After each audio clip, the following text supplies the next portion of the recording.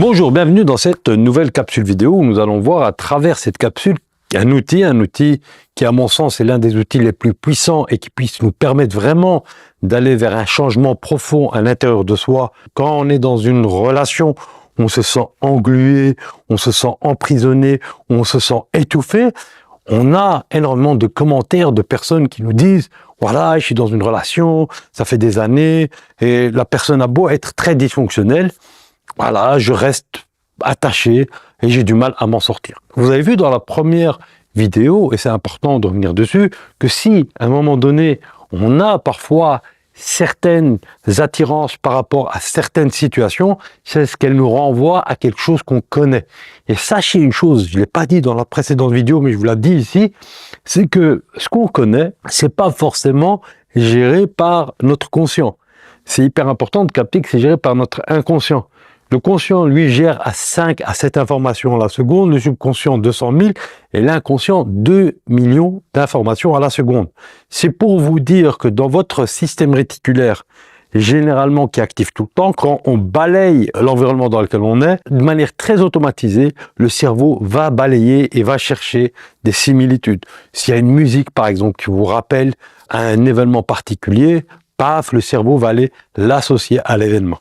Donc il est important ici de comprendre que quand dans cet environnement où vous avez été petit, vous avez été soumis à des situations auxquelles il y a une sorte de mémoire dans le corps, en termes de charge émotionnelle, c'est ce qu'on appelle l'empreinte émotionnelle, et cette empreinte émotionnelle, elle va laisser des traces une fois que vous allez être réactivé dans des similitudes de comportement, d'attitude, une similitude de contexte, comme dirais-je. C'est une grille de lecture.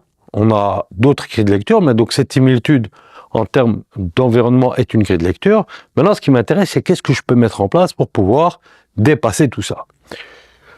Il y a le fait de reconnaître, de ressentir, d'exprimer, d'intégrer, donc de reconnaître, d'être dans son corps et de pouvoir se dire qu'est-ce qui se passe, de pouvoir ressentir, s'autoriser à pleurer, à être en colère par rapport à ce que vous avez pu vivre, à exprimer, mettez vraiment ça en mouvement, bouger. Et puis, c'est important que sachez que votre corps sait gérer ça, intégrer ça et laisser partir ça. Cette mémoire émotionnelle, tant qu'elle n'est pas mise en conscience, elle se reproduit comme dans la théorie des cycles en gestion du temps, où on dit que tant qu'on ne réalise pas une tâche qu'on a pensé à vouloir réaliser, elle reste dans votre cerveau et c'est ce qui fait que parfois, juste avant d'aller dormir, on a des insomnies. Pourquoi? Parce qu'on a pensé à certaines tâches, on les a pas encore finies, et donc on est encore dans quelque chose qui doit être fait. Donc, pour revenir à cette question de capacité dont je vous parle aujourd'hui, qui est l'estime de soi, en quoi l'estime de soi peut m'aider? L'estime de soi, c'est pour moi, et c'est important, c'est se réapproprier un pouvoir qui m'appartient. Pendant longtemps, on a donné la possibilité aux autres de nous donner une valeur. Et aujourd'hui, je me donne cette propre valeur. Ça veut dire quoi? C'est-à-dire que je me réapproprie, je me responsabilise, je passe à l'action, j'accepte l'inconfort, j'accepte la frustration, j'en fais une bénédiction, dans le sens que ça m'apprend quelque chose sur moi et je crée quelque chose de nouveau. C'est hyper important.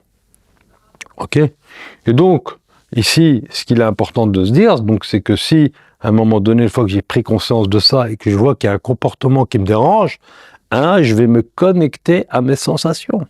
Je ne vais pas aller contre ce que le corps me dit. Le corps me dit qu'il y a quelque chose qui ne va pas. Fais attention, fais attention, fais attention. Mais je m'entête à rester.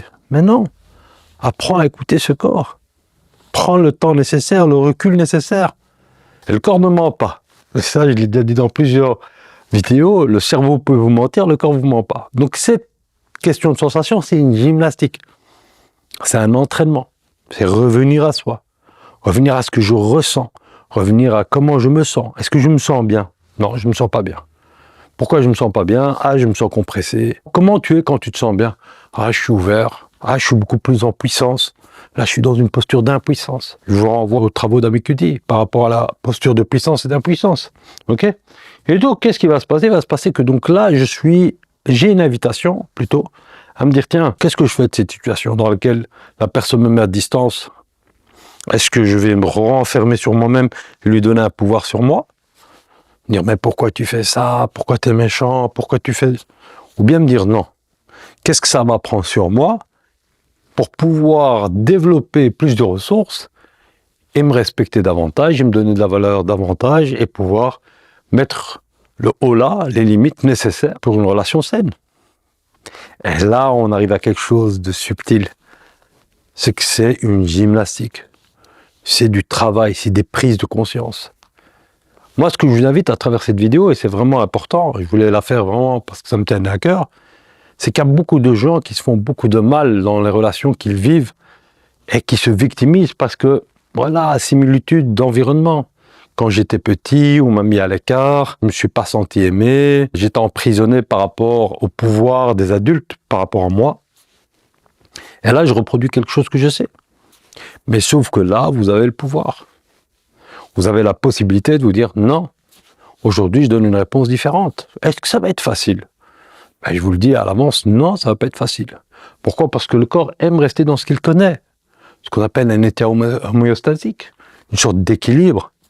Et donc là, vous devez aller à contre-courant, entre guillemets, pour se dire, ok, là, je vais sortir de mon schéma automatique, aller vers quelque chose de beaucoup plus adaptatif, et me dire, je vais donner une réponse différente. Et la réponse différente, elle commence déjà par la perception que j'ai de la situation.